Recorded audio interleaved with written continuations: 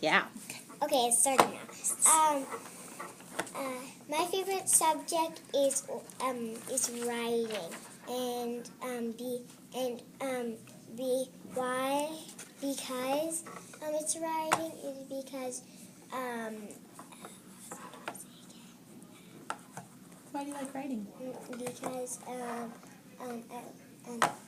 we do writing all the time in my class and all the time and like everywhere, like if you're driving and there are like sign words everywhere, so you have to like read the signs that are on the road. And I played this game called Animal Jam, and if people want to start like saying something, they can, and then the person has to read what they're saying, and then they say something back to them. Awesome. So has there been any subject that you've struggled with in school? Any subject. Struggled? I struggled with reading. Okay.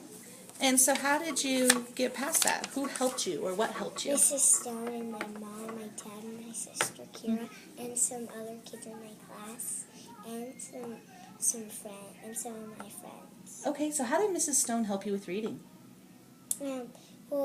If I got stuck on a word and I kept trying to read it, then Mrs. Stone will say the word out loud. And my mom does the same thing. My dad does it kind of differently. My sister, she does it kind of differently, kind of like Dad. And my friends, they all do it different ways, like their family does it. Mm-hmm.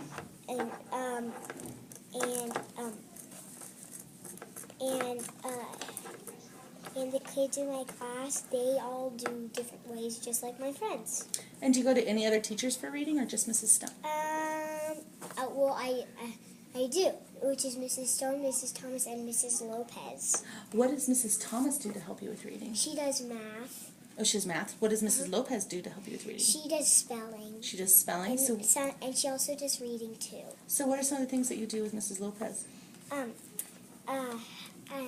I write down some sentences, and I write down some sentences if they want me, draw pictures, and we read books sometimes. And for Mrs. Thomas, we do spelling, and we don't have any books near us, so we do spelling and math at Mrs. Thomas. Okay. And how do you feel when you're working with Miss Lopez? Good. And the same thing with Mrs. Thomas. It makes you feel good? Mm-hmm. So what are some ways that they make you feel good? What are some ways that they make me feel good?